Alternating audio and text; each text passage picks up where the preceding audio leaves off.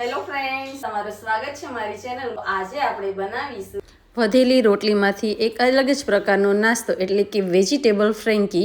ખાસ કરીને બાળકોને ભાવે એવી વાનગી, બાળકોને લંચ બોક્સમાં તેમજ નાસ્તામાં બનાવી શકાય એવી વેજીટેબલથી ભરપૂર વાનગી છે. ચાલો ફટાફટ રેસીપીની શરૂઆત કરી દઈએ. તો એક વાસણમાં મેં 2 પાવડા જેટલું તેલ એડ કર્યું છે, એટલે કે 3 મોટી ચમચી ભરે એને તેલ એડ કરી દઈશું. અને એમાં ચોપ કરેલું આદું 1.5 ચમચી જેટલું એડ કર્યું છે અને ચોપ કરેલું લસણ એને પણ 1.5 ચમચી જેટલું એડ કર્યું છે. જો તમે લસણ ના ખાતા હો તો લસણને સ્કીપ પણ કરી શકો છો. માત્ર આદું નાખી અને એને સાતળી લઈશું.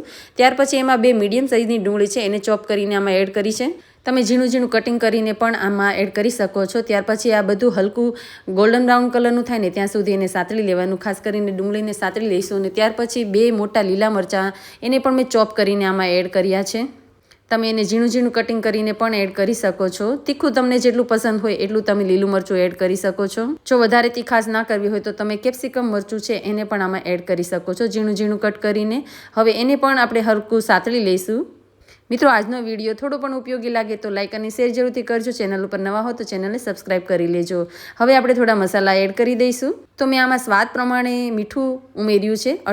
અડધી ચમચી જેટલો હળદર પાવડર એડ કર્યો છે. 1 ચમચી લાલ મરચું પાવડર એડ કરી દઈશું.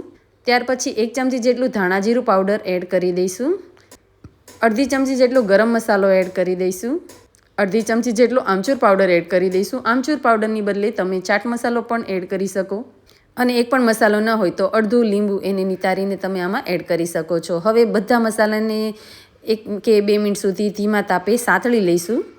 હવે ફ્રેન્કીને એકદમ ટેંગી ટેસ્ટ આપવા માટે 2 ચમચી જેટલો ટમેટાનો સોસ એમાં એડ કરી દઈશું, જેથી ખૂબ જ સરસ એવો ટેસ્ટ આવશે. અને હવે આમાં બાફેલા બટેટા એડ કરી દઈશું. તો 500 ગ્રામ જેટલા બટેટાને મેં બાફીને મેશ કરી દીધા, એકદમ છૂંદો કરી નાખ્યો અને ત્યાર પછી આમાં એડ કરી દીધા છે. તો આટલા મસાલાથી તમે 8 થી 10 જેટલી ફ્રેન્કી બનાવી શકો છો. હવે બધા ટેસ્ટને બેલેન્સમાં લાવવા માટે અહીંયા આપણે ખટાશ ઘણી બધી એડ કરી છે, એટલા માટે મેં અડધી ચમચી જેટલી ખાંડ એડ કરી છે. તમે એને સ્કીપ પણ કરી શકો છો.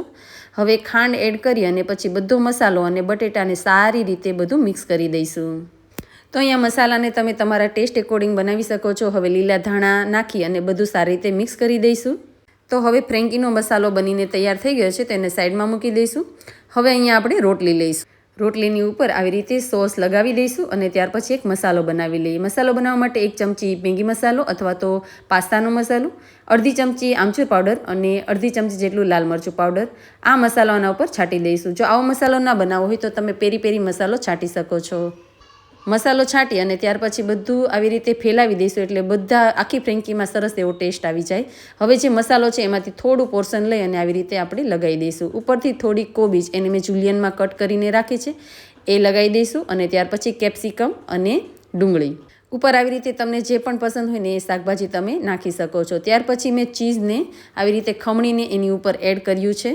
ચીઝ ખમણેલું નાખવાથી ખૂબ જ સરસ એવો ટેસ્ટ આવે છે. ના હોય તો સ્કીપ પણ કરી શકો છો, પણ ઉમેરશો તો ખૂબ જ સરસ ટેસ્ટ આવશે. બાળકોને ચીઝ વધારે પસંદ હોય છે એટલા માટે મેં એડ કર્યું છે. ત્યાર પછી ઉપરથી ફરીવાર આપણે મસાલો જે બનાવ્યો છે ને એ છાંટી દઈશું. અને ત્યાર પછી આવી રીતે ફ્રેન્કીને સીલ કરી દઈશું, એટલે કે આવી રીતે પેક કરી દઈશું. અને ત્યાર પછી હવે એને હલકું આપણે સાતળી લઈશું, એટલે કે આ ફ્રેન્કી છે ને એને આપણે તવા ઉપર શેકી લઈશું. તો એક કોઈ પણ નોનસ્ટિક વાસણ લઈશું, એના ઉપર થોડું બટર અથવા તો તેલ લગાવી દઈશું અને પછી આવી રીતે ફેલાઈ દઈશું. અને એના ઉપર જે ફ્રેન્કી આપણે બનાવીને તૈયાર કરીને રાખી છે એને મૂકી દઈશું. ગેસની ફ્લેમ અહીંયા આપણે એકદમ લો રાખીશું, જેથી બળી ન જાય. અને હવે ફ્રેન્કીને એના ઉપર મૂકી દઈશું. સારી રીતે સતળાઈ જાય, એટલે કે બસ 1 થી 2 જ મિનિટમાં તો સતળાઈ જશે. અને ત્યાર પછી એની સાઈડ છે ને એને પલટાવી દઈશું.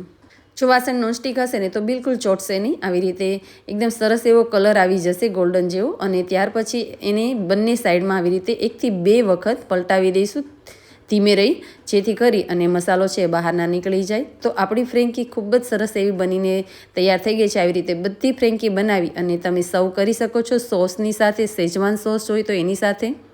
તો એકવાર બાળકો માટે જરૂરથી આ રેસીપી ટ્રાય કરજો. તો મળીશું મારા નવા વિડીયો સાથે. ત્યાં સુધી આવજો.